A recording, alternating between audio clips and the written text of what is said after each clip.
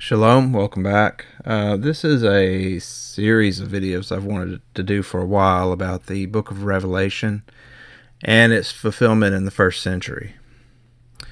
So, if we look at several passages in the Gospels, for instance, this one from Matthew 23, Yeshua says about the Jews, he says, "Serpents, broods of adders, how would you escape the judgment of Gehenna? Because of this, see, I send you prophets and wise men and scholars of Scripture.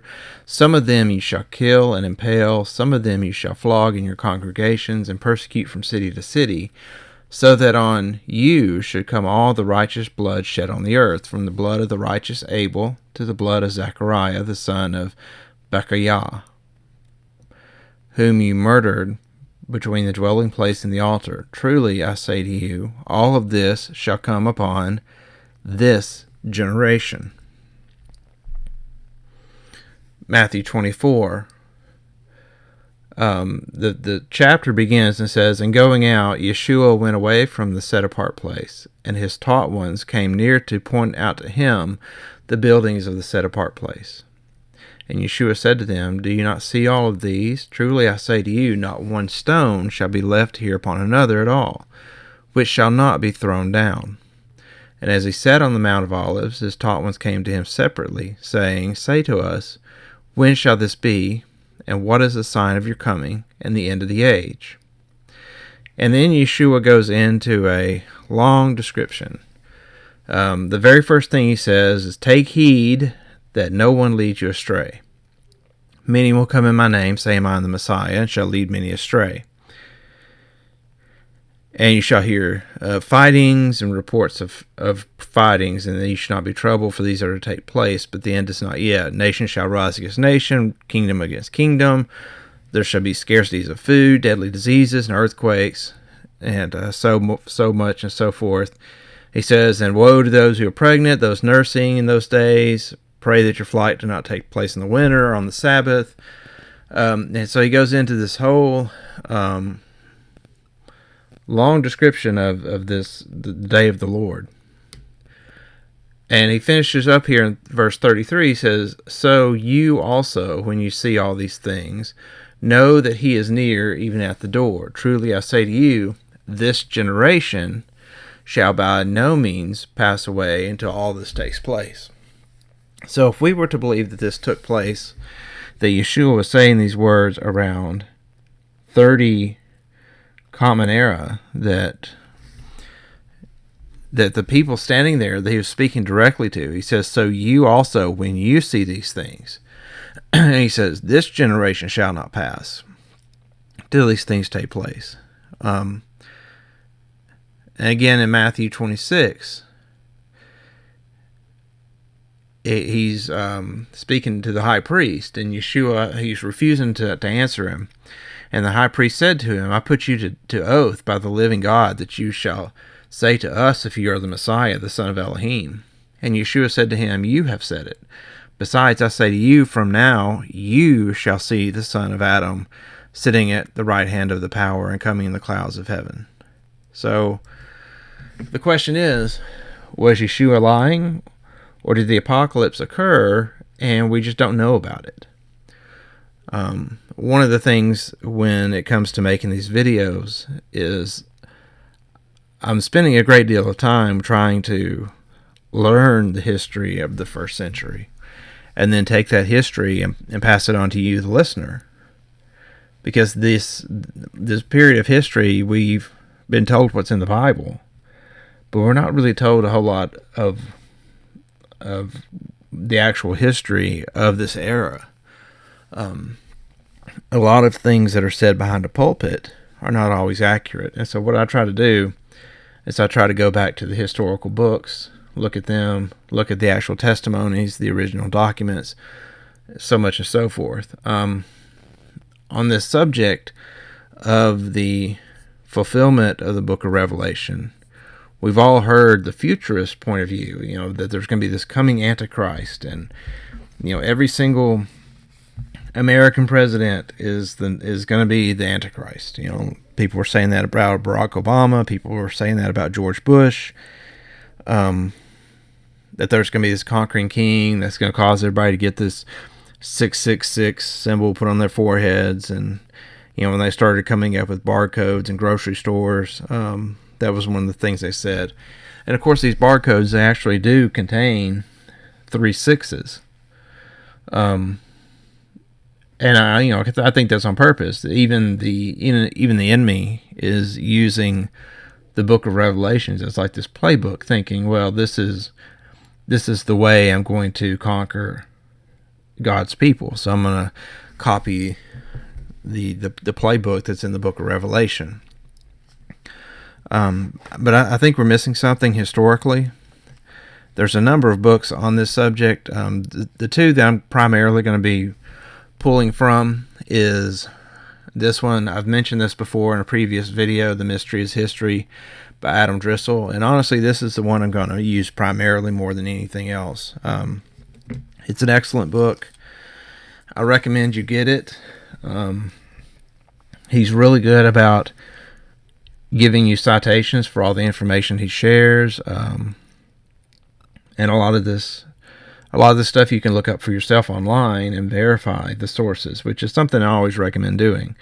That's what a lot of my channel is I'll read a book and there'll be sources listed, and I go back to the sources and I read the sources. So for instance, there was a book, James, the Brother of Jesus, by Robert Eisenman, and he mentions a number of sources.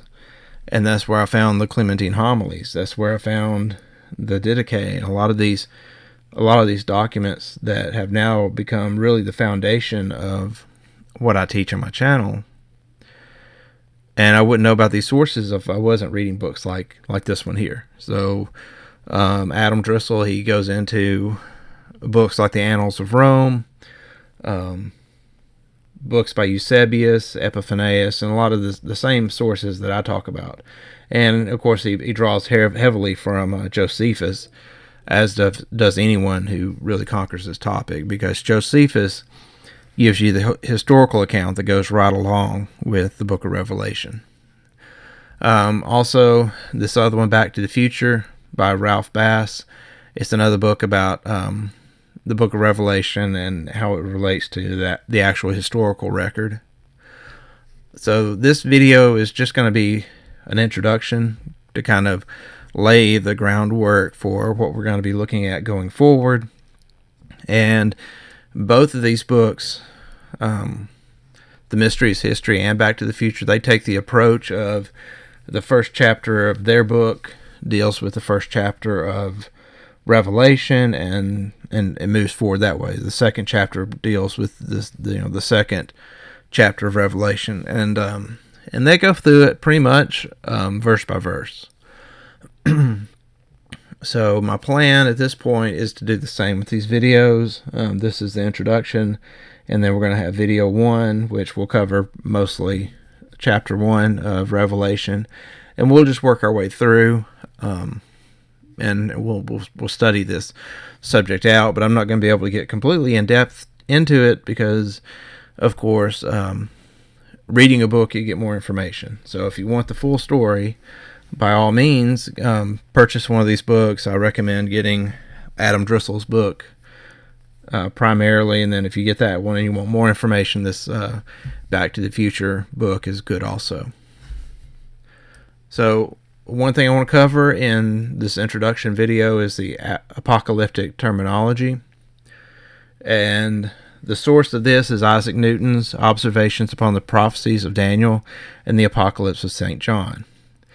And so the second chapter of this book is of the prophetic language.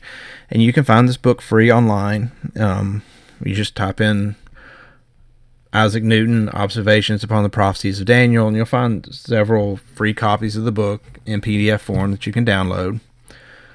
Chapter 2 is written in pretty plain English, a little bit archaic, but it's easy enough to read. He starts off by saying, "For understanding the prophecies, we are, in the first place, to acquaint ourselves with the figurative language of the prophets. This language is taken from the analogy between the world natural and an empire or kingdom considered as a world politic." Accordingly, the whole world natural, consisting of heaven and earth, signifies the whole world politic, consisting of thrones and people, or so much of it is considered in the prophecy, and the things in that world signify the analogous things in this. So this second sentence here, the whole world naturally consisting of heaven and earth. So what he's saying, what Newton is saying, is that when you hear heaven and earth mentioned in a prophecy, that signifies the whole world politic, consisting of thrones and people. He goes on to say, for the heavens and the things therein signify thrones and dignities and those who enjoy them, and the earth with the things thereon, the inferior people, and the lowest parts of the earth, called Hades or hell, the lowest or most miserable part of the people of them. So you could take what he puts in sentence form and you can put it into a chart, and that's what I've done here. So like heavens and earth, as we mentioned a moment ago, is the whole world politic. So the column on the left is the terms used by the prophets, and the column on the right is what they signify. And so what Newton did was he went through the different prophecies in Scripture, and he came up with what would basically just be a key or a glossary. So this term represents this, because when you are dealing with a prophecy or an apocalypse, the terminology, it's not meant to be taken literally. So you talk about, like in the book of Revelation, it talks about this man on a horse with a sword coming out of his mouth. Well, that's obviously symbolic language. And so you need a key to decipher what the symbolic language means.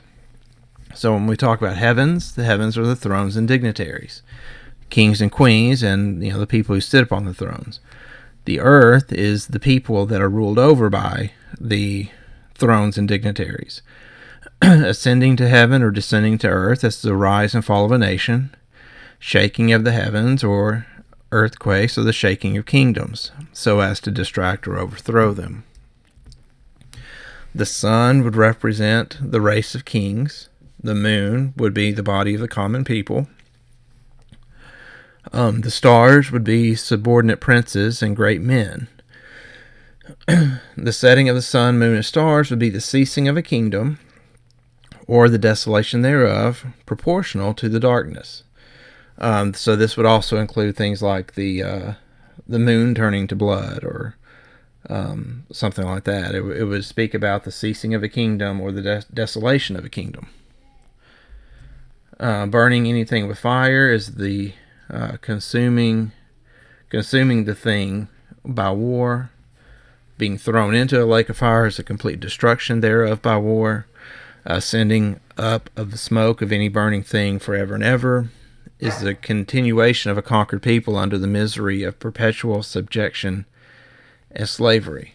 The scorching heat of the sun is for vexatious wars, persecutions, troubles inflicted by the king.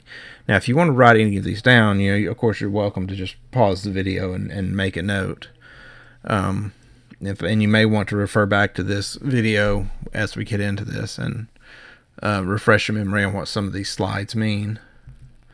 Riding on the clouds means reigning over much people. A storm of thunder, lightning, hail, and overflowing rain is a tempest of war, descending from the heavens and clouds politic.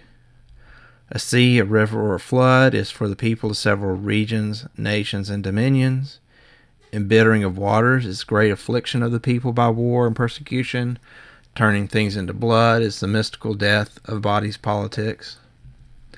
Mountains and islands are cities of the earth and sea politic. Houses and ships are families, assemblies, and towns. Powerful animals and tall trees are powerful kings, princes, and nobles. And so the more powerful the animal, the more powerful the king, or the more tall the tree, the more powerful the king. Grass is people of a low social rank. A beast is a kingdom against Yahweh or his people. The head of the beast is the ruler of the kingdom. The tail of the beast is the inferior people who are governed by the kingdom. The horns of a beast are the number of dominions or kingdoms supporting the beast.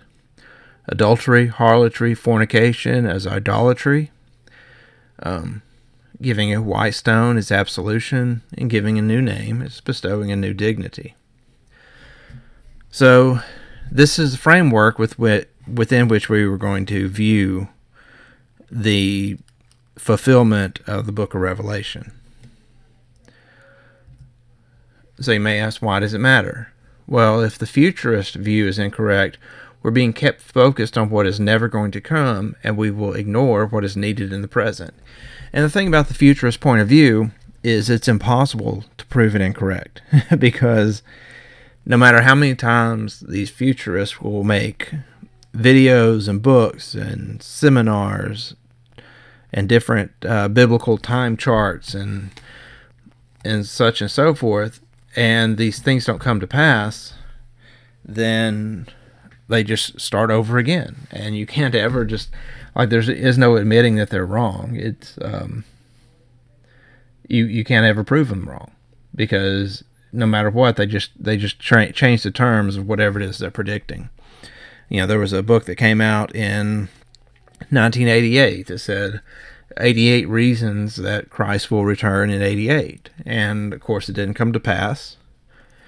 But yet these futurists are still making videos and seminars and giving speeches about how, the Antichrist is going to appear any moment.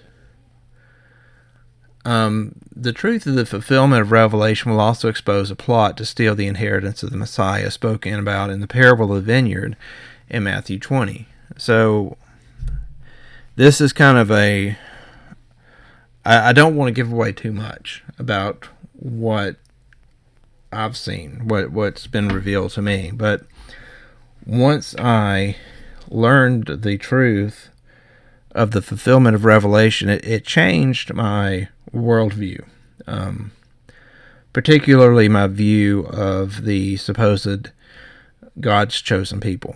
Because you see that once you realize what the book of Revelation is about, it changes the perspective that a lot of people within the Hebraic roots movement have about things such as the temple, the priestly system, and the whole religious system in Judea. Many people in the Hebraic roots movement believe that Yeshua was just an Orthodox Jew who was calling people back to obedience to the Torah, and that's not entirely true. Like, he was not, his beliefs are not the same as what we think of as modern day Jews, and a lot of times he is viewed through the lens of what the Talmud or the Mishnah say, and I think that view is incorrect. And a lot of what God has shown me over the last few years with regards to the information I put on my channel is really revealed to me how in error the Hebraic roots movement is. And that's not to say that mainstream Christianity is not equally as in error, but you can't come out of one ditch and then fall into the other ditch. So if we're looking for the truth and we're looking for an accurate understanding of Yeshua's mission, then we have to look at all the evidence and get the big picture scenario of what was going on in the first century. So that's the end of this video. I'll have part 1 posted as soon as it's ready, and we'll move forward. And thank you for listening, and shalom.